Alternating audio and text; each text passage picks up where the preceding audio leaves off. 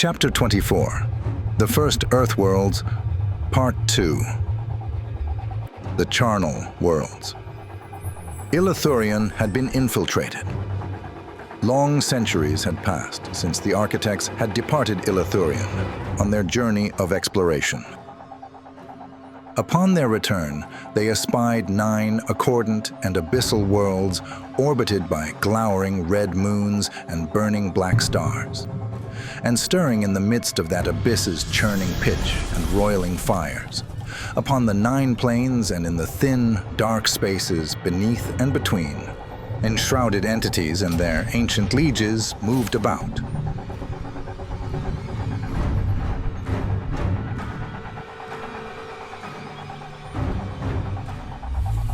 Splendid app! Open for us a window by which we might more closely observe these penetrant planes. Tilotny commanded. Splendid app immediately obliged. Curious! These are connected in some way to the intelligences that ruled with their agents and shadow servants on the Prime World. Perhaps a hypogeel analog. App stated. We do not know for certain what these blasted worlds are, how they arrived here, or the nature of the multifarious beings that stalk it, save that they are of a similar sinister aspect. Violence suffuses them all, but they are not the only intruders. Elsewhere, a numinous Bastille and its titanic prisoners have been placed in our domain. Curious, for it is not the only one. Tilotny moved to send the abyssal worlds back to whence they'd come, only to discover that she had no power to do so. Her attempts to blast them into oblivion also failed.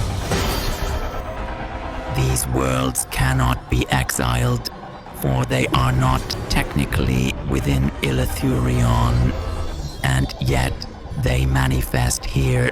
App informed his dismayed sister, his own conoid form flashing purpureal in consternation. Illathurion appears to be a kind of nexus for this plane of outer darkness. I can see that they arrived with the creation of our Earthworlds, to which I believe they are intrinsically connected. They must have known of us, for they remained invisible at that time, likely knowing we would not have brought the humans here otherwise.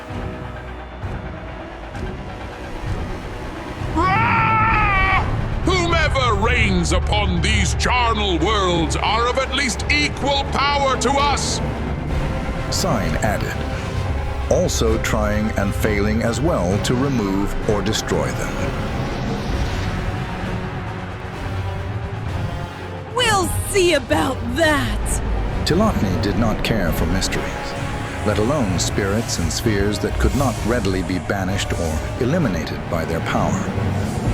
Though the charnel worlds took up but a small fraction of their realm, she knew they posed a threat. Laws prevent the crossing of dimensions, save by the Celestials. App remarked, explaining what he'd learned of Skyriver's realm distinction. I cannot comprehend how they penetrated impenetrable partitions, unless that is what they are. Since those laws meant little to those who just obtruded into our realm, She asked pointedly. does that mean they like us, then? Difficult to discern. They resist such scrutiny. For the time, they remain within their obscure hollow. Noted Cole Dandaside. And as we cannot yet banish or destroy them, I suggest we see into these other titanic beings who have been prisoned. Perhaps they can be made to serve our ends. I will speak with them. With that, Tilotny disappeared. By the time she returned, it was clear she was not happy. Madness has taken their minds. Powerful servants of the firstborn had they been, sub-creators of the cosmos, seduced by a being of whom they would not speak, but which clearly point to our new neighbors. We have been away too long. Sign stated. Let us see what has become of our Earthworlds in the time we were absent, for I surmise that much has changed there.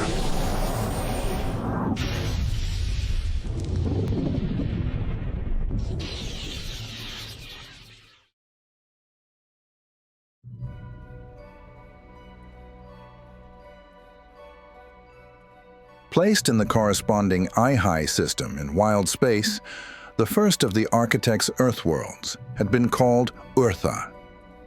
Corrupted from a term repeatedly used in an early speech by a public servant to distinguish the Earth that is from the Earth that was, which sounded like Urtha is, Urtha was. Though, as with all the Earthworlds, many simply called it Earth. Tilotny had earlier given some of their leaders strength and some of their wise ones uncanny abilities, so that they'd be better able to govern their provinces. These powers had been used to abet the changes in their milieu into one utterly different than before. Great kingdoms had risen and fallen alongside barbarism and sorcery, and its people were divided. Tilotny's sole concern was for human survival and procreation, and for the most part, they had. Each passing century saw the population increase over tenfold. Yet, from the Charnel region had come powerful entities and chaos agents who demanded worship or menaced ruin, the worst of which were the serpent people of Shugon, who had taken over the now sunken lands of Lemuria and Poseidonis. Even the archetypes had been corrupted, no doubt the influence of the charnel gods upon them. And yet, one meek sorcerer had managed to kill no less than the White Worm, while several warriors and adventurers had done even more. Tilotny suspected the aid of the Celestials in some of the larger events, as App apprised her of the evidence of war and a host of weird deities that had been prisoned in the Zothic Zone or deep under Urtha. Still, she was glad the humans had some gumption, even if their wars against each other annoyed her. Clearly, their propensity for violence had carried over from the old world to be perpetuated, justified, and expounded on in the new. And she was surprised to see how civilization reverted back to the ancient cultural, commercial, and governmental systems of the world they'd left behind. To help further them along at a more rapid clip, changes were needed. Starting long before the Empyrean Wars and ending with the destruction of the gates around the galaxy in the War of Temporal Planes, that which is known as the First Breath was the initial period of galactic travel in which mankind, utilizing gate technology, traveled, settled, and experienced numerous adventures across the stars. Much of this record of early human history in Sky River has been lost or forgotten. The earliest of these explorers first came to the planets and moons of their own solar system, for Tilotny had deliberately placed Urtha where they might encounter and befriend its peoples, before going abroad to even further frontiers. Even before the First Breath ended, prior to the Empyrean Wars, with the centuries having passed into millennia, and the winds of the worlds turning to bitter frost, hostilities grew and spread. The architects had known, of course, that this would happen, but hadn't foreseen the consequences. On Urtha, political conflicts led to concerns that the Stargates posed a threat to world peace, with some stoking fears that hostile aliens would come through at any time. Thus, save for one, the gates were restricted, and before long dismantled by the world's governments. With the passage of another generation, the Stargate had become a thing of legend. But Tilotny would not so easily be thwarted.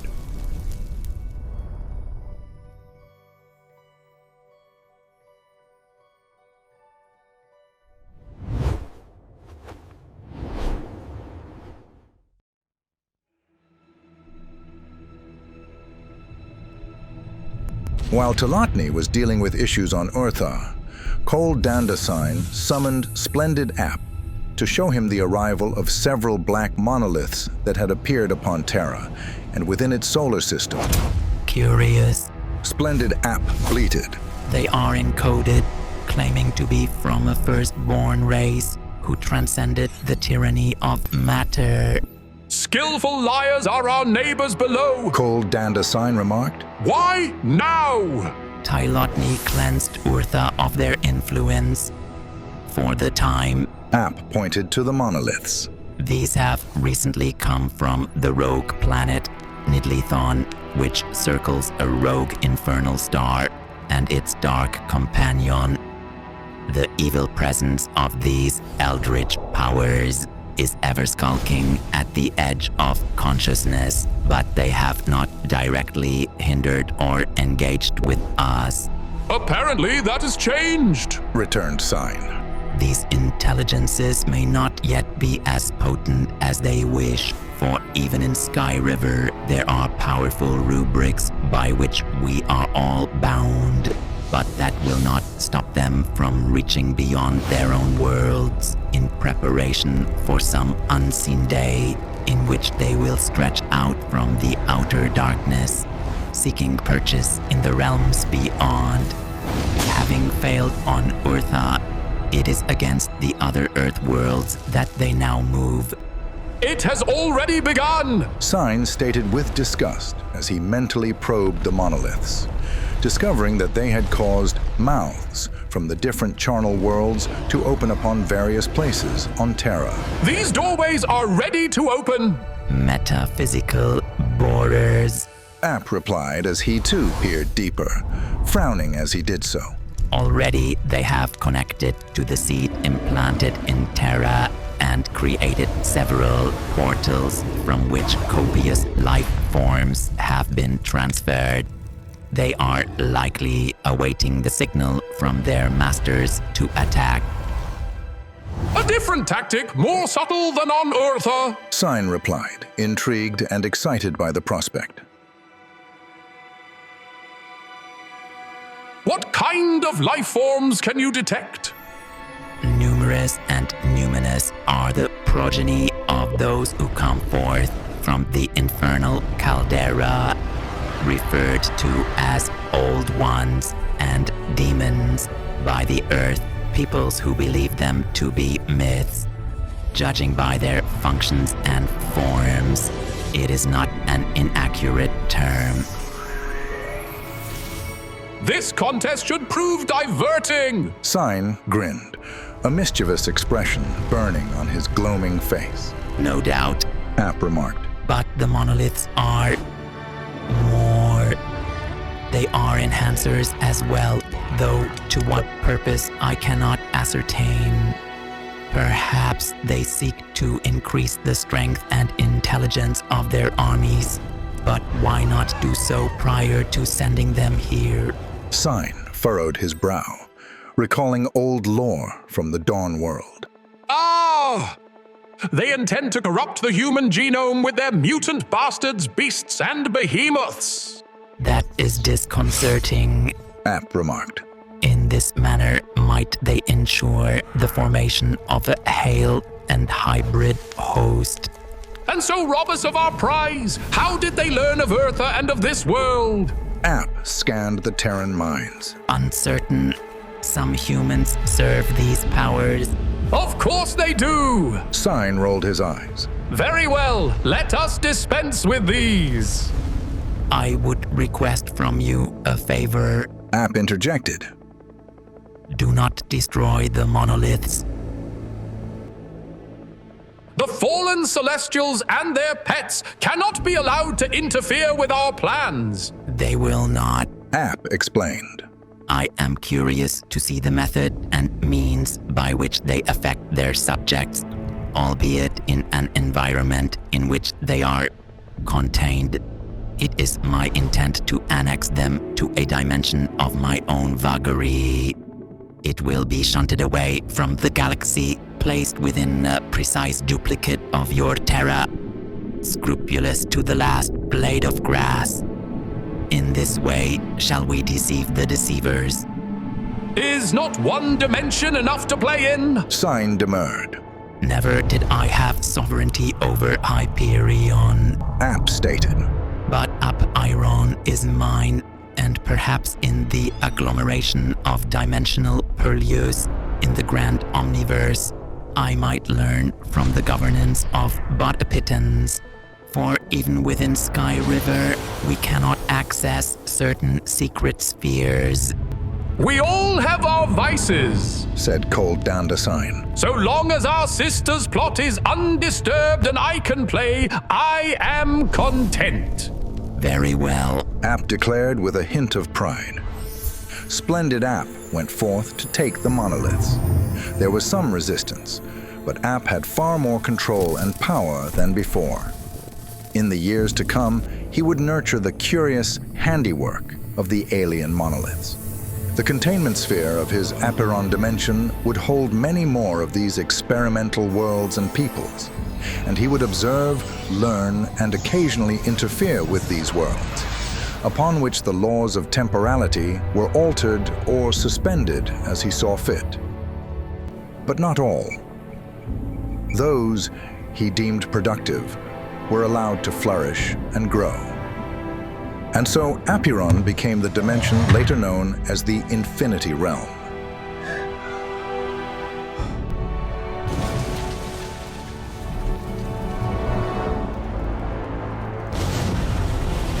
It is time to inform our sister of these developments, Sign said before they transported themselves to Urtha.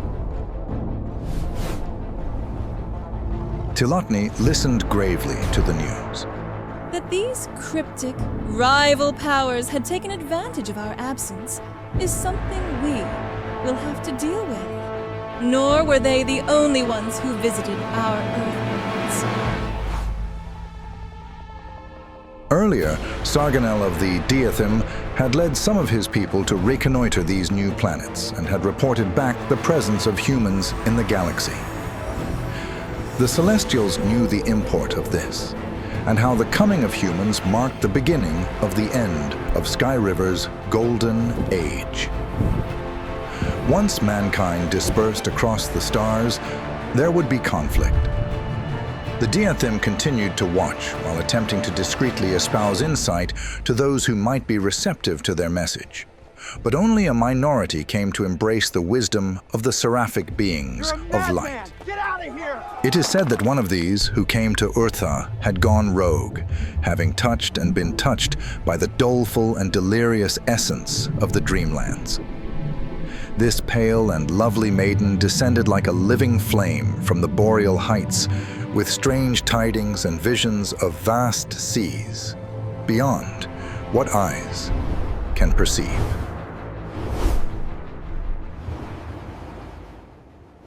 In the lands of Kerngoth and Comorium, she was known as Illyria, the White Sibyl of Polarion, forewarning doom that men did not want to hear, and inspiring love that could not be fulfilled. Her kiss was like the bite of frost, and her embrace, had any attempted it, was as the grip of the stirring corpse, bringing decay and demise. Yet she is remembered no more, save in the prophecies of Lith and the parchments of Nom, and though other hands added to these over the centuries, chronicling the deeper lore, even they are now lost. Tilotny summoned her now. Taken with her ineffable beauty, she put aside her jealousy to present her offer. Hail, Illyria. You and I have watched mankind long enough to know that they have the potential for great good and a propensity for terrible destruction. Rule them on Terra 1 as queen. Use terror to keep them in check, and love to keep them loyal. Sign will ensure none of the old ones overtake you.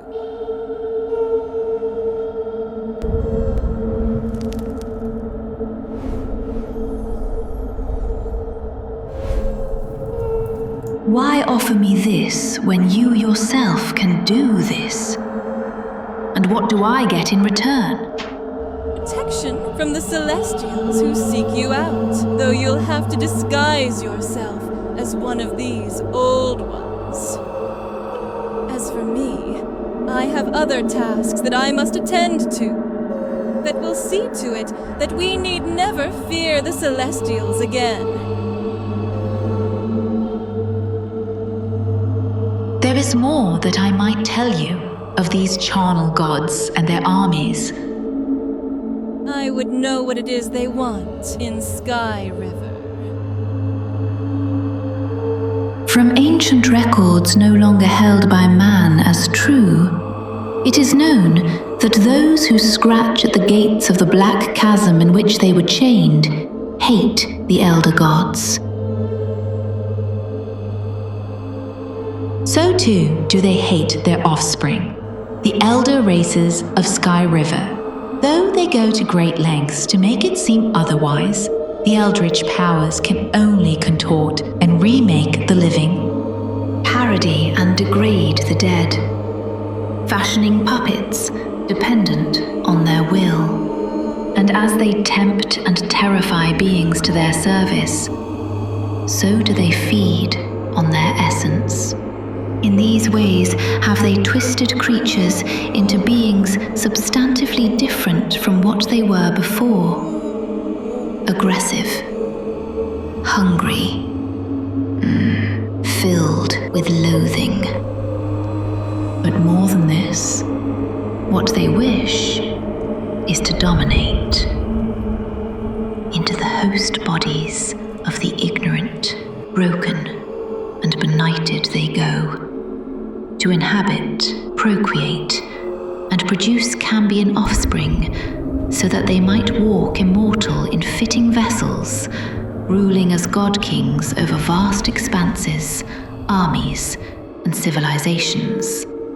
We may not be able to exterminate the masters, but their armies and offspring are not so well protected. It is no great effort for me to send this hell breed back to the Barathrum from whence they arose. In pieces, if you wish it. No, brother. Let the infernal host come. Illyria will rob them of enemies and allies alike.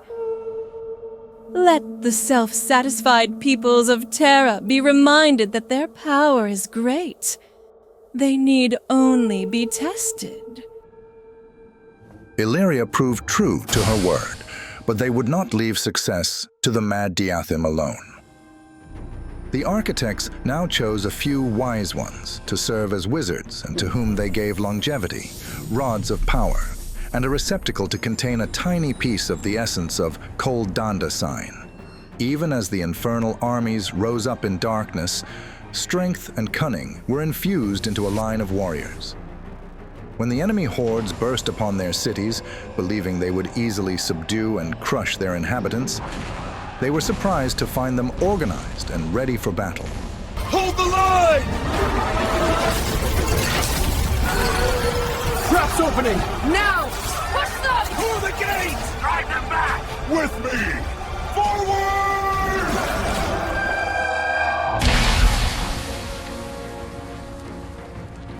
In what would later be called Terra's Primordium Age, great wars were fought. In time, the humans resoundingly crushed the infernal armies. Strong as they were intransigent beings, indomitably obsessed with their own power, and as often at odds with one another as they were with their foes. Now, as they fled back to their hell worlds, they watched as their people were cruelly slain, their defeated spirits sent to the deep well. But their masters anticipated a future day of revenge and fashioned new fiendish variants that would hide in the underground. And so came a vampire race. While the humans of Terra celebrated, the seething shadow beings emerged from their umber hallows and glided furtively over to cold Dandasine. Heed our warning. The humans and all Earthworlds belong to our masters, for they are under hinder us. To reward those few humans that pleased him, Cold Dandasine extended their lives and brought them to a pleasant world in Illathurion called Scytharion of the Seven Suns. In this, he followed Tilotny's lead, placing her favorites on Tilo, not far from Shumath Gun.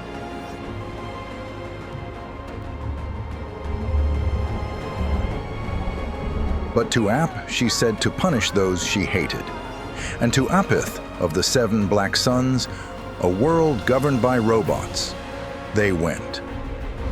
Cold Dandasine laughed. If he could not destroy them, he could have his fun, which he did as he wrenched them into a variety of ungainly shapes. Eventually, he released them. Sneering and hissing, they withdrew and did not return for a time. But in the passage of long years, Cold Dandasine proved less and less interested in Terra and its rulers, who proudly strutted about, mismanaging affairs.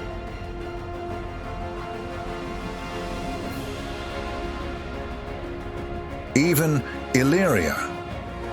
With growing circumspection and ennui, he pondered grimly over them. Not having any enemies, they seek to make enemies of one another. Violence and greed come so easy to them. How dreary, loutish, and despicable! They are not so different from the creatures they once drove off this world. How had their maker ever tolerated them? When the Kobolians arrived, he left the world to their keeping. Eventually, the Dark Powers killed Illyria and sent her body to the deep well to prevent her return. And there, she would await her revenge.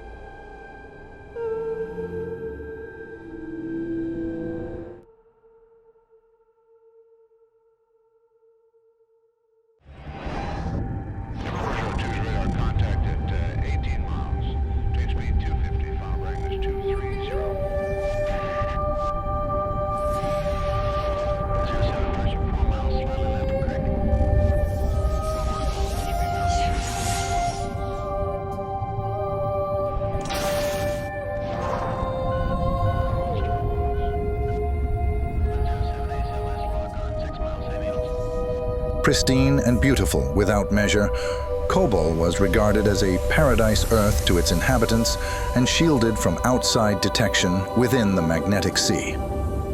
Here were transplanted those considered as the upper echelons of society, experts in the fields of medicine, law, business, and science, and their topmost had formed a quorum of 12 ladies and lords who governed the 12 nations they formed. As Tilotny had chosen to govern Eartha with selective, punctuated aid, and Terra had been left to Cold Dandasine's whims, Splendid Ap chose to rapidly accelerate the development of Kobolian society, for they were meant to be the first to spread out across the stars.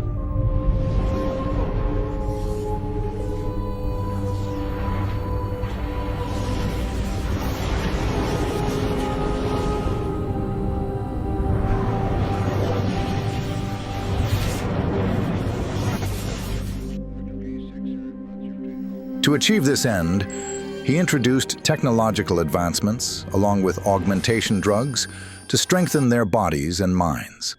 As progress was given full rein, society innovated far and fast, with but few of the quorum members keeping progress in check and environmental harmony reserved for the Edenic hills of Kobol's capital, where most of their palatial homes were to be found. In the course of several generations, degradation and overpopulation began to take its toll on Kobol, which led to a massive outcry from the people. In response, the supercilious rulers decried them as troublemakers and insurgents, and had any they could make an example of, incarcerated. At a loss for what to do with these recalcitrant peoples, Splendid Ap summoned Tilotny. She studied them for a time, Of the 12 current rulers, some had fallen to the haughtiness of wealth and power. Some were exceeding their intake of augmentation drugs or mixing them with illicit substances. But many were simply craven, leaving only a few who could be counted as noble and compassionate. From Illyria, she had gleaned an idea that she now employed. Appearing as one of 12 ancient gods long ago worshipped on the Dawn World, for this pantheon had come back in vogue on Kobol. Tilotny appeared in private before each member of the quorum. She took to her roles well, embodying the statuesque beauty and arrogant personalities of these ancient Diatham who'd long ago sought worship, knowing her performance would suitably awe the quorum. For the most part, she was right, but she had not counted on the events that followed. Tilotny encouraged each to spread out into the stars, intimating that their world could not be saved, and that the time had come to employ their gates to reach new worlds. One of the quorum's most respected members, Madame Jiang, confirmed the divine revelation she'd received, with several scientists, who declared that within a century, Kobol would lose its ability to sustain habitation. So, without hesitation, she saw to it that measures were put in place.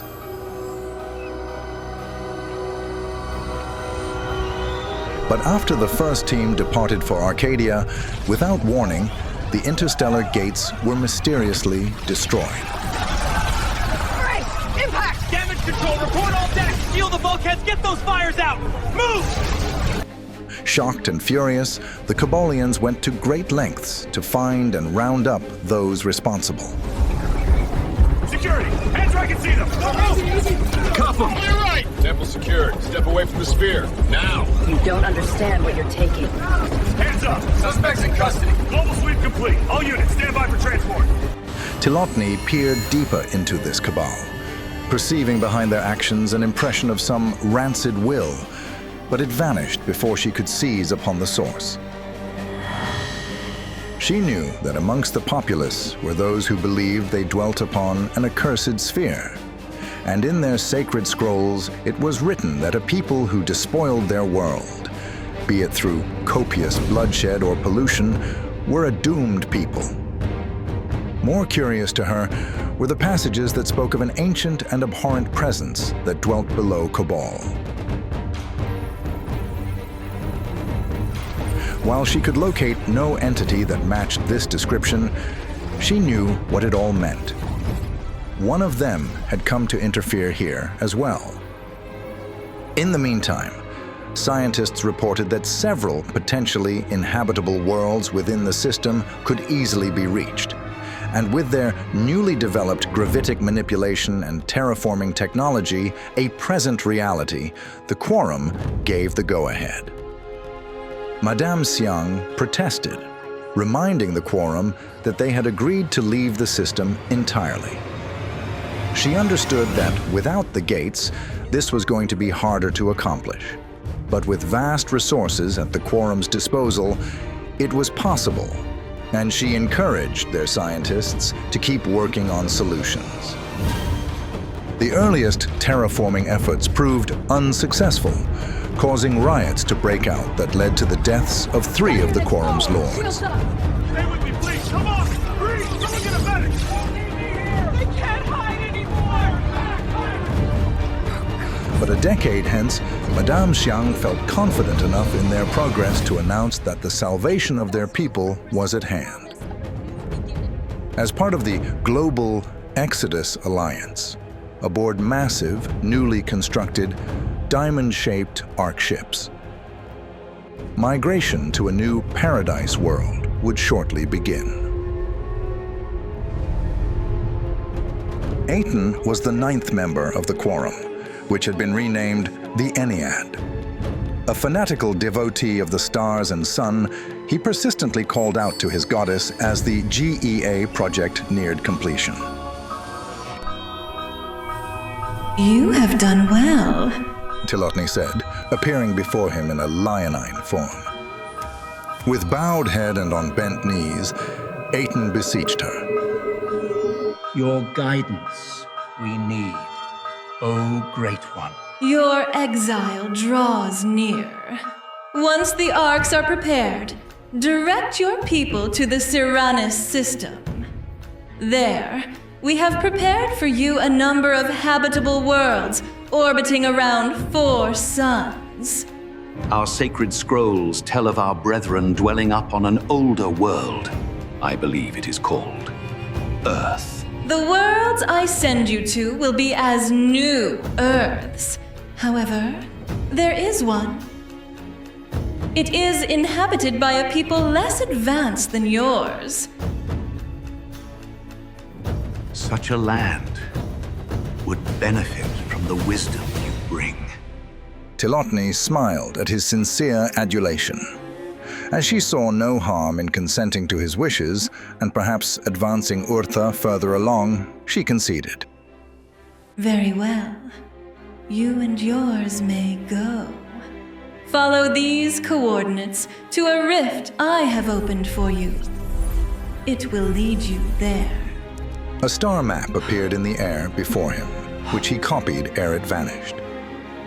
Aten made his vision known to the other rulers of the Ennead, who shared it with their personal staff, retainers and associates who made up the elites of Kobol.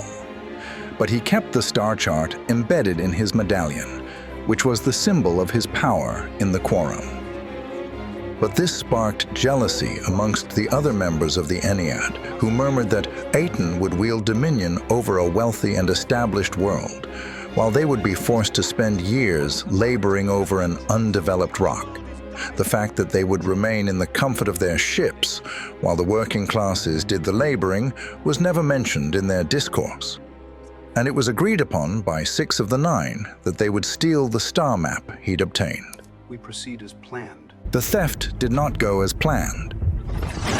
Hands off the desk, Captain! What in blazes? The necklace! Now! Over my dead... Oh, damn it! You shot him! Not here. Grab it. This wasn't part of the plan. Move! And Aten was killed. His death was a small matter to the conspirators, as they could easily blame it on insurgents, but it hung as a pall upon them. As to their new plans, since the 2 who had not conspired were yet intent on the original passage, these would shepherd the citizens of the 12 nations to the Cyranus system, while they who comprised the other 6 would honor Aten's wishes to go to Urtha. But as the 2 suspected what had happened, the rest agreed that they would leave behind a star chart to the rift that led to Urtha. This served as safeguard for their people in the unlikely event that things went awry. As soon as the coordinates were copied, the Ennead returned it to the medallion, which was then buried with Aten, along with their secret. As for the large body of political prisoners, Madame Xiang received another vision in which she was told to lead the pardoned dissenters, rebels, and criminals on a different course to the White Sun system. On this course, everyone agreed. A little over 50 years after the Global Exodus Alliance was first announced, in the midst of privation, pollution, crime, and martial law, the Ark ships embarked on the journey to their new homes. Timekeeping on Kobol had carried over from both a standard calendar from the old Earth as well as an antiquated religious almanac based on calculations dating to one of the earliest civilizations. As they now left for their new worlds, the calendar was reformed to start anew the reckoning of time from this point forward, calling it NE for New Earthworlds. Due to the great influence the Kobolians would come to have on the human population, this revised calendar spread to become the dominant calendric systems on Urtha, Terra, and Corona 5, gradually replacing the dates and times from the old world. It would not be perfect, and dates would not always line up due to confusion and other factors in the early years of its adoption. The 6 lords of Kobol, with their administrations, extended families, and friends, made up what came to be considered a 13th colony. A year had passed after the others departed, and they yet lingered on Kobol, some even considering staying, now that the planet was free of the majority of its people. But as one family member after another began to fall ill, they took no further chances and followed the coordinates to Earth. What is that thing? It just came out of nowhere. Incoming trajectory warning. So would Kobol lay fallow, for near upon a millennium.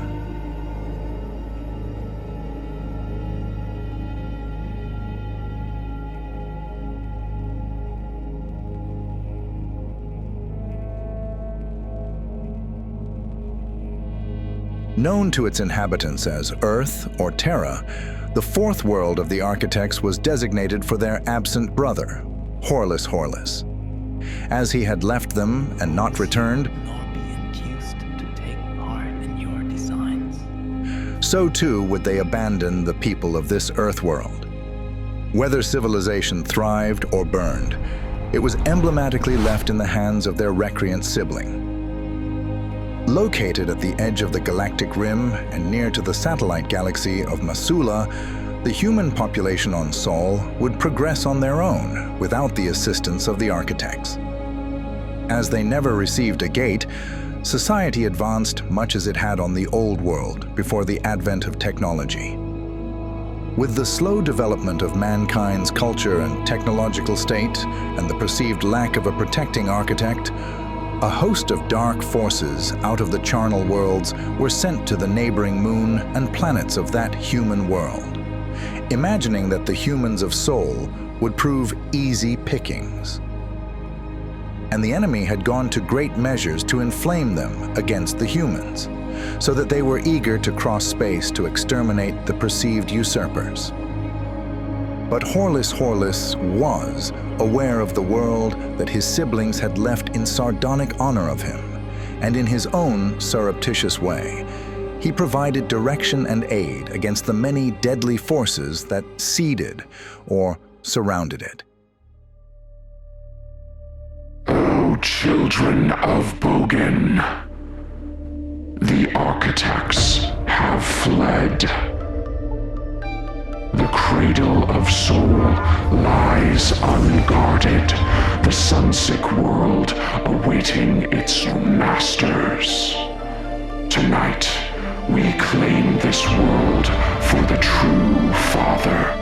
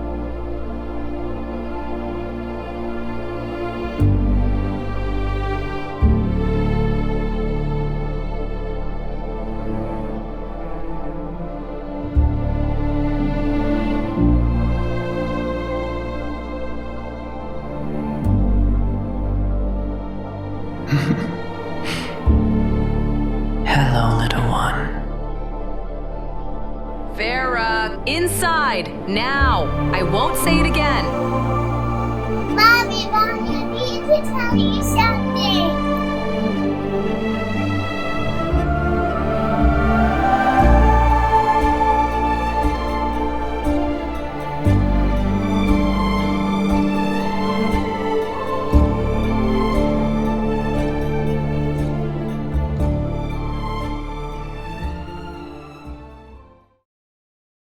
They are here, Marutz stated quietly.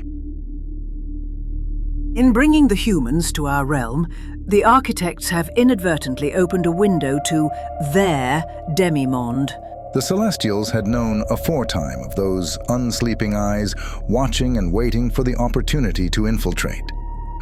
Although the collective enemy had ages ago been chained and collared, their spirits scratched at the thinning walls and peered dimly through opaque windows. Some could even travel through the unlighted chambers past the doors of night when breaches were made from the outside.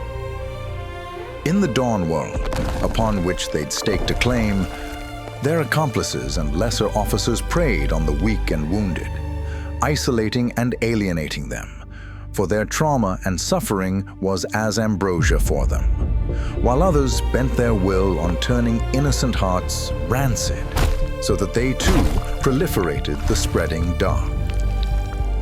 For the Masters, however, the targets were the powerful in society, those who'd already cast off moral creeds for what they desired, indifferent to the cost. Such were as empty houses ready for dwelling. Yet, the greatest prizes were the few who willingly offered themselves. Whereas entities cannot long contain their awful essence before their host vessels burn out, in these they could truly integrate, their black spirits remaining lodged for far longer, even after the vessel had withered away. The Celestials did not use the names of the enemy, which they referred to by various epithets.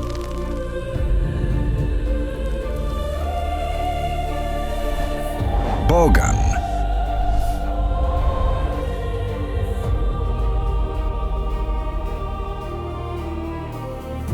the Ancient Ones,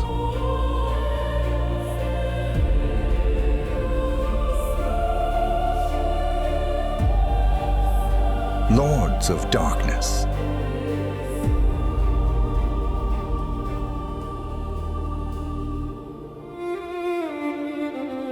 Outer Gods,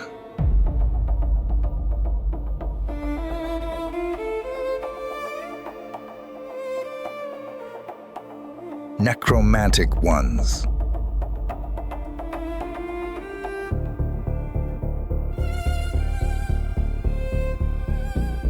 Eldritch Powers,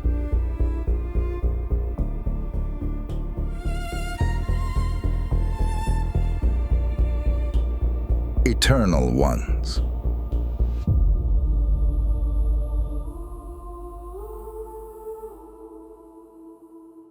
Phantom Lords,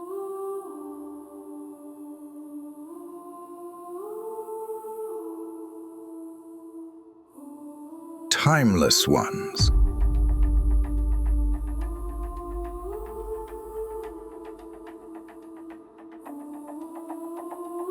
Irin, and later the immortal gods of the Sith. So, as to distinguish the head of that pantheon from the others, they referred to the Dark One as the Father of Shadows. Some cults that emerged in the cosmic wars depicted his blasphemous idol as that of a winged, lion-headed, serpent-entwined key-bearer called Aion, or Ong, though the people of Ravath called the ancient oppressor Mortus and Vatu. And other peoples had other names. Ravath also knew its benefactors, referring to the Celestials in terms of the elements.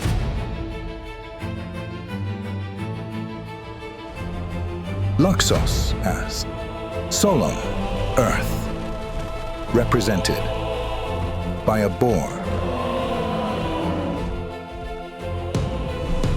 Zur's as Exuro, fire, represented by a dragon. Marut's as Maritimus, water, represented by a turtle. And Vutsek as Eris, air, represented by an eagle.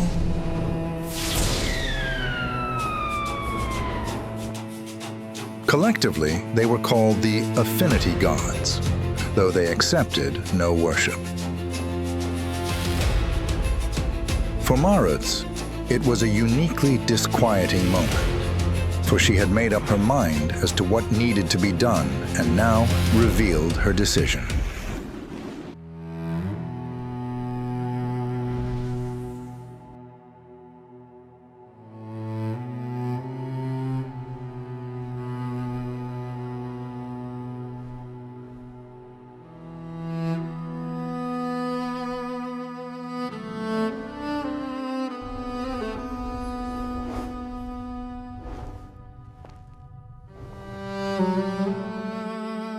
I will personally engage with this ancient nemesis. She could feel her companion's apprehension before she even spoke it. Forthwith, many words were spoken at once. That would be most unwise. They are yet kin, and of more or less similar strength. Kin they are no longer, but it is true that the most we can hope is to seal them again. Other Celestials voiced similar concerns and opinions. Nevertheless, it must be done. I will see to it that he remains confined until the time of the restoration, when the last of the Chosen Ones appears. There are many powers of darkness. We have already dealt a blow to many of the old ones. Are you certain it is one of the ancient ones? The imprisoned Titans claim to serve one called Invictus, but it is unlikely they were corrupted by a lesser agent. And before we took his mind, Sathla confirmed that he shared the knowledge of our stolen tablets with Aeon, his wicked twin. The Diathym have reported that the Shadow Kings departed their estates. Negs and other servants have been set loose from the Dark Planet. The Serpent People have had empires rise and fall. A Dark Master has gone to Sol. 3 others have been reported in the I-High system, likely due to its proximity to Eartha. And a Dark Lord has been identified on both Terra and Kobol. Wherever mankind goes, their profane spirits follow. Ravath is sacred, and for that reason alone must I move on the Lord of Darkness, while he is not yet at full strength, and before he acquires willing vessels in which to wield force upon this plane. For that is what his kind seek. I have thought long upon this. Then let us join you, Elagast declared. He was the first of 3 Valdilar that had joined the Osiarch in the shaping of Samunaru. Ifa and Nifal were also present. Together, we will seal the entity.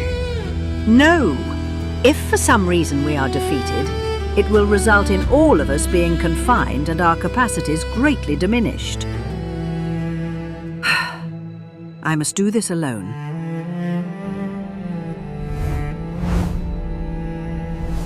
You have not thought long enough, Marutz. Vutsek contended. Humans were not supposed to have come to the sacred worlds, nor to any world in Sky River. And because it was his offspring that had done this, he felt guilt-ridden and sick at heart. Ravath is the sacred world from which we first entered the ocean of the Osiarch, and yet we see it defiled. The nation of Imperia builds a mighty empire, conquering both the southern expanse and the windward steppes. And now it turns its attention to Nordach. the only rival able to oppose them. No wonder the Eldritch power is released. The enemy will keep returning, for the humans continually wage war. It is for this very reason that the Valdilar have done as I've asked and raised up a noble warrior, a Valkyrie from Nordar, for the accursed must make expiation, and so I must remain to keep watch over the land. Humans were not meant for our shores, but I wonder if in fact there is some deeper plan involved in this, some inevitability we had not realized or been informed of. I agree. For good or ill, the humans are here. We cannot wish it otherwise, nor is it the Maker's will to confine or exile them. We knew from the start that the Shadow would gain a foothold unto this realm. If you fail to seal this one on Ravath, the enemy will come for Anduin, Angarathea, and Isoropia. Can we not lure the Nameless One to an uninhabited world? The Lords of Darkness are not easily lured. The barrier between our realm and the material one is most permeable on Ravath. Our arrival will open barriers at the poles where none dwell, and the walls are thinnest. In such a place, I will have the greater advantage. You may be able to ensnare him in the harmonic convergence. She referred to the time when the planets of the system lined up as they did at the start, when the Celestials first manifested in Samunaru, strengthening the mesh of cosmic energy that flowed from the Force. But what of the humans? No doubt many will perish in this conflict. They are already in conflict, and are long familiar with Mortus, even when he was little more than a whispered legend. Vudzek speaks true. Not even the honorable ancient guardians of that realm can protect them from themselves. For the greater good, I shall help them find peace again once the Dark One is vanquished. Eligast also pondered a larger design, but it was hard not to lay blame at the feet of the architects. Tilotny had first tested the Celestials by placing some of the humans on Ravath to see what their response might be. What the Celestials had done was respect the cosmic law of the Wayfarer that states that anyone, upon entering a portal to an other world, save for that of the unseen realm, would not be barred. So, to help maintain peace between the humans and the natives of Ravath, they employed the Xiao progenitors of the Gampasa and Zaratan to serve as avatars of balance. After this, the architects went on to populate their Earthworlds, intending them to be the means by which they might gain ascendancy. This began a chain reaction. The first casualty were the Guardians of Samara, who resented the human race even more than Vudzek had, and became the Malavoy. Even if you succeed, that vile spirit will be confined only until the next convergence, at which time he will be free, and you will have to battle him again. Further action must be taken. His very presence, even prisoned, puts Ravath, not just its humans, but the beasts and elementals, in danger.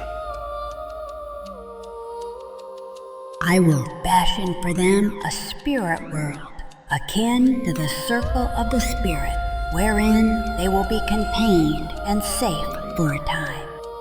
This announcement was made by Lady Bragley, shamaness of the Wills, speaking for the first time. A few claimed that it was from her and Aemon Lith that Luxos conceived the idea of Sky River, while some said that there were elder ones besides these from which Samunaru was imagined. Provided the contagion of darkness does not overwhelm Ravath, the spirits can aid in preserving the sacred qualities of this world, and perhaps even benefit the humans. Vudzek harumphed.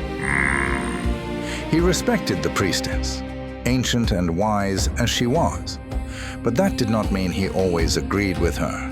We are skirting around the main issue. If Maritz does not succeed, She will be trapped, and the world will fall. That is no great obstacle. We have powers that could easily alter matters so as to release Maruts. No! We are bound by cosmic laws. Should we break those laws, even to defeat the enemy, then they are no longer laws, and we threaten the very rubrics upon which we have built this dimension. If I fail, create a barrier around Ravath to hinder all contact with Sky River. If you fail, there will be one less of us to govern. As it is, with the coming of the Dark Ones, we are too few. Bring forth the endless speakers. I see no wisdom in that. Everyone understood her disinclination to involve the Great Ones of Onirikor, but Nifal insisted. They are the best choice under the circumstances. We would do better to rouse the Elder King and Exalted of the West, or even the Celestials of Imaginum. Other powers are governing their own domains and coping with the calamities inherent to them, for the sleeping chaos has extended its tendrils into nearly all realms. As to the Great Ones of Yarneth Lahai, whom you call the Endless Speakers, they have both a vested stake in our seas, having created offspring here, and the gift of severance, which allows them to govern more than one realm. Of their own accord did they come. No invitation had we proffered. Nor was any needed. Their behavior on the plane of dreaming may be unorthodox, but that does not qualify them for exclusion. They were made for that realm. Their gifts for that realm. You see danger in their coming? No. I see fractures of fractures, like a mirror broken twice, and considerable passion from which light and darkness emerge. But no malice. This universe we fashioned is vast beyond comprehension. We need aid, even temporarily, in the event that things go awry. In everything, there is risk. Throughout this conversation, Luxos had not spoken a word, nor did he betray his emotions. Now, when they turned to him for his counsel, it was like the burst of a dam. I forbid this rash act. His gaze bore into Marut's. I do not require your permission. With her own unremitting gaze, she stared back until he looked away. What she saw there was fear and doubt. What is it you have seen, Luxus? Her eyes narrowed in consternation as she tried to pick up the anagogic threads of his Orphic vision that had caused such an uncharacteristic outburst. Only that she is cut off from us, from me. I cannot see before or beyond that. Nor the reasons for it, which may be anything. We have discussed this before. In your desire to protect us and everyone, you would single-handedly take on every obstacle yourself. That is not who we are. If you value what we created, you will let me do what I must. Then do so with this understanding. The conflicts of this world are but the symptoms of the greater ill. With the rise of the Eldritch Powers, those humans who incline towards darkness will willingly reject their former autonomy and all the good they had learned. They will lead others to bow before the lords of darkness, whose armies will cover the lands in an engulfing wave. They will not be reasoned with or made to see the error of their ways, but will pervert law and call it justice, confound wisdom with wickedness, commit great evil and name it good. I know.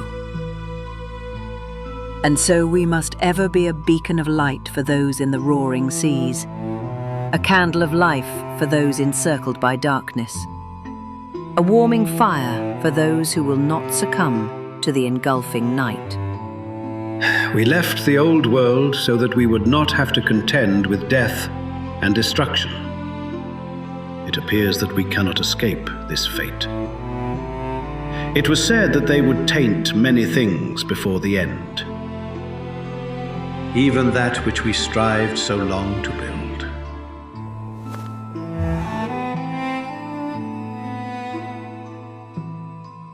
We had many good years. More than most.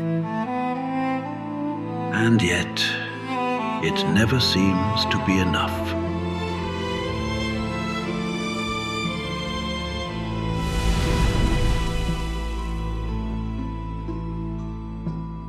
Such is the way of Luxos.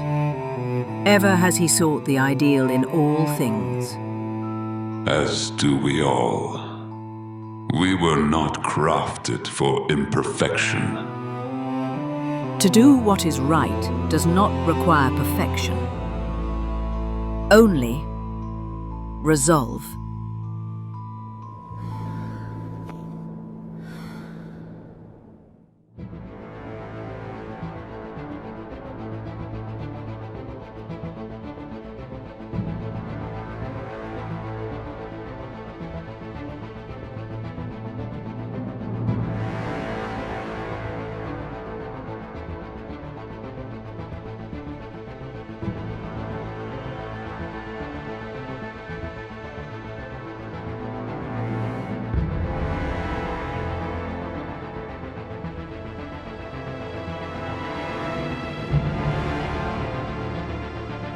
Of the Earthworlds, Sol maintained its own historical and chronological framework, which, due to its insular nature and multiple cataclysms, was extreme in its errors.